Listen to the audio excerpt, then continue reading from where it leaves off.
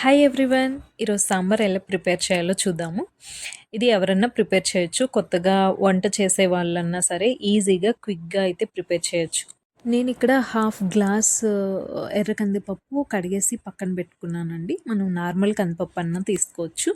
అలానే medium size 2 టమోటాలు, అలానే ఒకటి medium size onion, 5 green chilli, 1 ½ spoon chilli powder వేసుకున్నాము. వీటన్నిటిని మనమైతే కుక్కర్‌లో పెట్టుకొని 3 విజిల్స్ వచ్చేంత వరకు పెట్టుకుందాము. అలానే ఈలోపు నిమ్మకాయ సైజ్ అంతా చింతపండుని నానబెట్టి ఉంచుకుందాము. చూడండి, పప్పు మెత్తగా కుక్ అయింది కదా!